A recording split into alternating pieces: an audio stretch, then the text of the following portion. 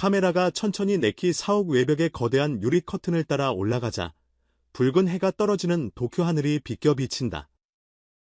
그 빛 사이로 뮤직딩이라 적힌 네온 간판이 첫 녹화를 알리고 제작국 복도에 놓인 흰 보드 위 출연진 리스트 맨 위에는 낯익은 한글 이름이 선명하게 박혀있다.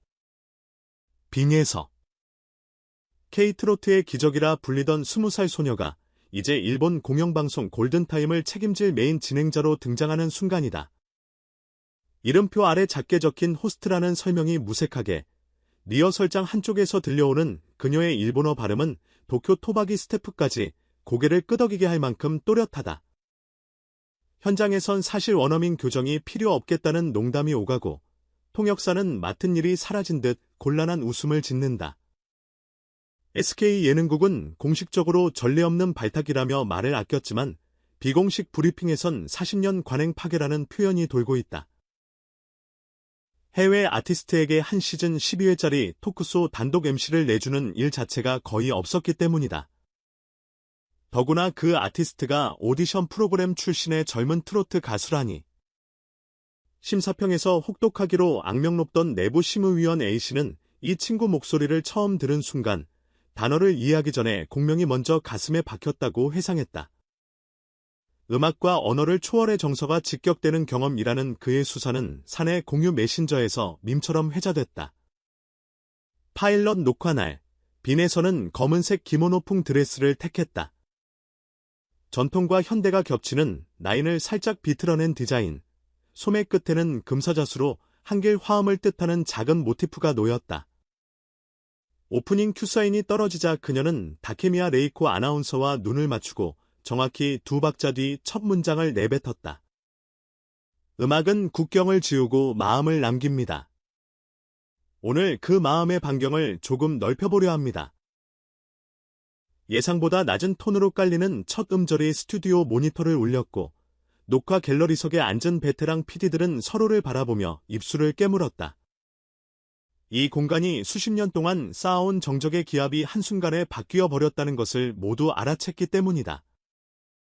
첫 회 게스트는 일본 엔카계의 살아있는 국보 다케우치 히데오였다. 리허설 때만 해도 그는 트로트라, 젊은 사람 노래 아닌가라고 중얼거리며 반신반의했다.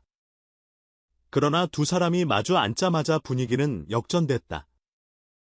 빈에서는 다케우치가 1986년 에키 홀에서 불렀던 반벚꽃의 약속 원본 템포를 그대로 흥얼거리며 질문을 풀어갔다. 선생님이 그 곡을 처음 녹음하실 때 간주 16마디를 12마디로 줄이자는 의견이 있었다고 들었습니다. 그런데 끝까지 16마디를 고수하셨죠? 그 숨을 어떻게 표현하고 싶으셨나요? 전곡을 꿰뚫는 물음에 히데오는 눈을 크게 뜨더니 버떻게 알았느냐며 손등을 덜덜 떨었다. 그리고 즉석에서 그 유명한 16마디 호흡을 재현해 보였다. 가요 팬이라면 누구나 아는 클라이맥스. 그러나 이날 스튜디오에 올린 것은 40년 묵은 회상의 떨림까지 담긴 최초의 라이브였다. 녹화 끝 무렵 히데오는 대본에도 없던 고백을 꺼냈다. 나는 이미 내 음악 인생이 저무는 줄 알았소. 그런데 이 젊은 진행자가 내 가슴에 남아있던 미완의 떨림을 다시 살려주었소. 자막팀은 허둥대며 3분짜리 스페셜 포맷을 열어 자막을 새로 찍었다. 엔딩에 삽입된 그 한 문장은 바로 다음날 아침 일본 트위터 실시간 1위를 찍었다. 샵사인 빈에서 예술가다. 샵사인 다케오치 눈물 같은 태그가 동시다발적으로 생성되고 한국어, 일본어, 영어, 중국어 번역본이 돌았다. SK 홍보국 서버는 갑작스러운 해외 IP 접속 폭주로 5분간 느려졌고 기업 내부망 방화벽 업그레이드가 급히 진행됐다는 우스갯소리도 흘러나왔다. 시청률은 더 놀라웠다. 4월 첫째 주 금요일 저녁 10시대 전국 가구 시청률 14.7%, 동일 시간대 점유율 31%. SK 음악 예능 슬롯 가운데 외국인 진행 프로그램으로서는 사상 최고치였다. 민영 지상파 포함 동시간대 1위를 지켜온 뇽TV 드라마 스페셜 제작진이 긴급회의를 열고 편성 변경 가능성을 검토했다는 소식이 업계 단톡방을 타고 퍼졌다. 방송 통계 앱 라이브툰에는 빈에서 효과라는 신규 카테고리가 생성됐고, 앱 개발사는 공식 블로그에 콘텐츠 소비 패턴에 문화적 변곡점이 생겼다. 는 다소 과장된 코멘트를 올리며 덕분에 주식 시세가 하루 만에 8% 올랐다. 이 열풍이 일본 안에서만 끝났다면 신기한 사건 정도로 지나갔을지 모른다.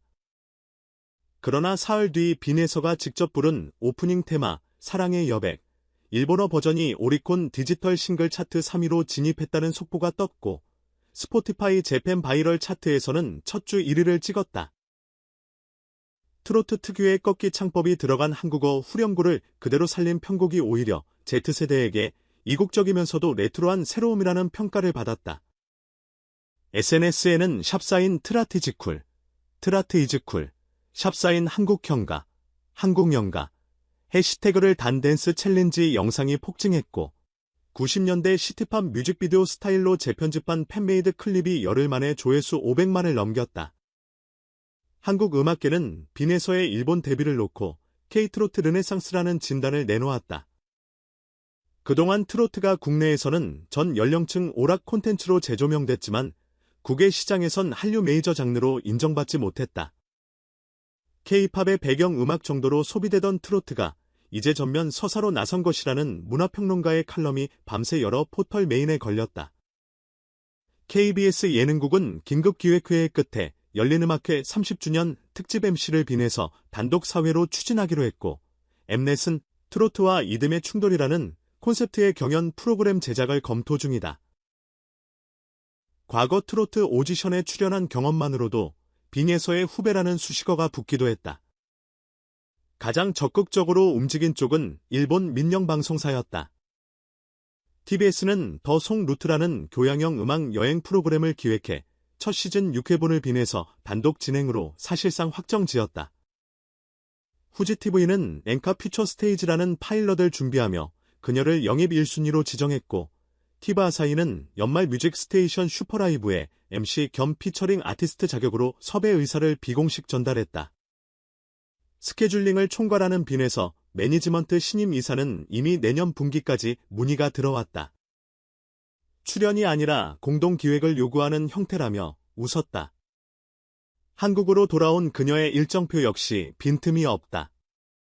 귀국 직후 서울대 MC 스튜디오에서 녹화된 JTBC 파일럿 하이브리드 국악쇼에는 빈에서가 메인 퍼포머이자 토크 퍼실리테이터로 참여했다.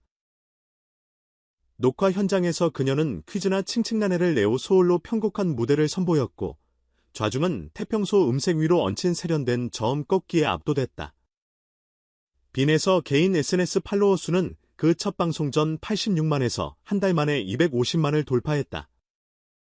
흥미로운 것은 팔로워 국적 분포가 한국 41%, 일본 32%, 동남아 15%, 기타 12%로 K-팝 아이돌과 유사한 형세를 보였다는 점이다. 이는 곧바로 광고 시장 지형에 영향을 줬다. 일본 화장품 브랜드 로제라가 도쿄서울 한정 컬래버 틴트를 출시하며 빈에서를 모델로 기용했고, 국내 뚜레쥬르와 협업한 트로트 크림빵은 론칭 3주 만에 누적 판매량 300만 개를 기록했다. 그 빵 봉지에 인쇄된 QR코드를 찍으면 빈에서 AR 캐릭터가 감사합니다를 일본어, 한국어 버전으로 노래해준다. 한편 일부 보수 언론은 네케가 한류 경연 출신 신인을 전면에 내세운 건 우경화 흐름 속 공영성 약화의 방증이라는 식의 비판을 제기했으나 일본 현지 시청자 반응은 싸늘했다.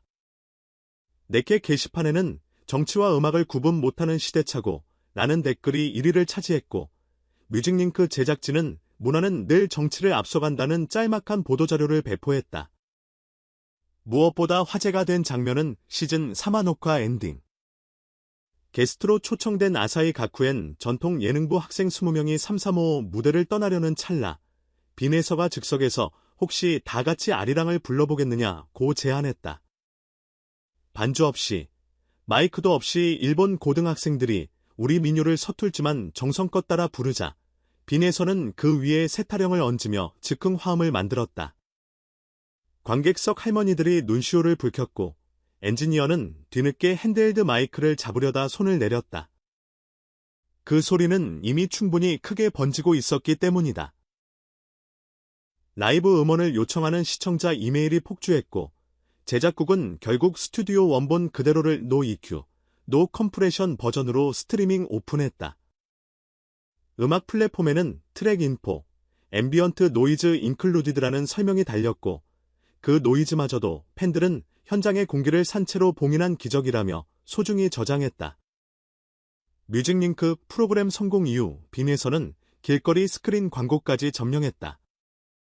신주쿠, 시부야, 하라주쿠 대형 전광판에 그녀의 얼굴이 몇 초 간격으로 등장하자 일본 네티즌은 데자비 모먼트라는 순간 포착 챌린지를 벌였다. 한국 여행을 오던 일본인 관광객들 사이에선 인천공항에 내리자마자 용산역 전광판부터 보러 가자는 버킷리스트가 생겼다.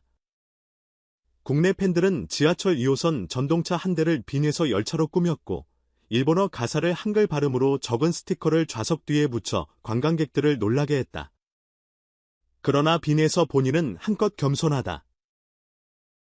뮤직링크의 두 번째 녹화를 마친 날, 일본 기자에게 어디까지가 목표냐는 질문을 받자 잠시 눈을 감고 숨을 골랐다. 목표라는 단어 대신 다음 페이지라고 말하고 싶어요. 책은 넘어가야 이야기가 이어지지만 한 장 안에 모든 이야기를 다 쓰면 페이지가 찢어지잖아요.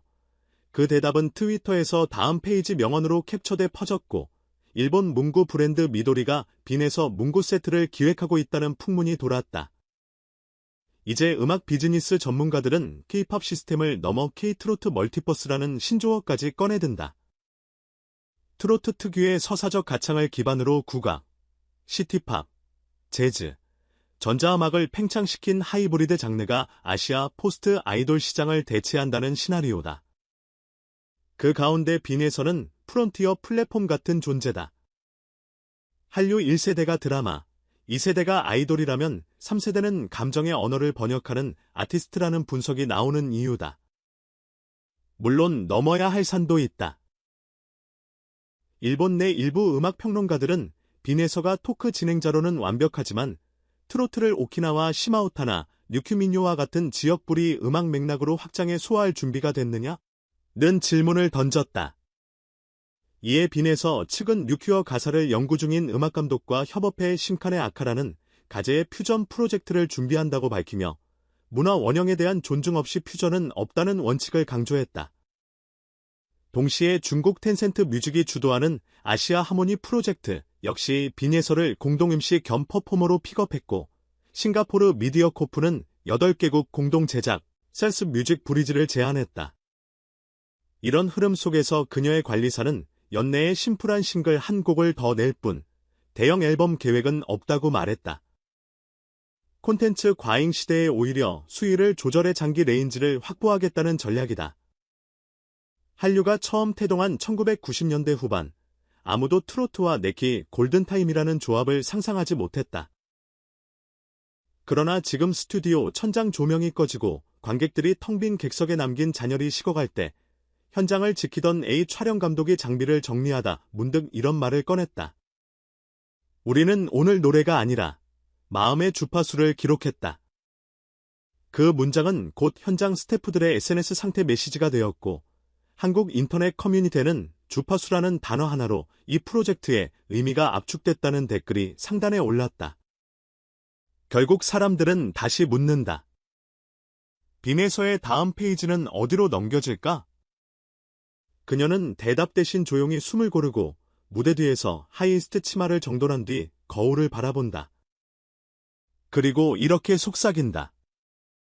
페이지는 혼자 넘기는 게 아니라 함께 넘기는 거니까 그 작은 독백이 무대 너머 캄캄한 객석으로 새어나오고 누군가 그 말을 적어두었다가 스튜디오 출구에서 기자에게 귀띔한다. 오늘 이 한마디, 기사 타이틀로 쓰면 조회수 터질 겁니다. 기자는 미소 짓고 녹음 버튼을 눌렀다. 페이지는 그렇게 또 한 장 넘겨졌다.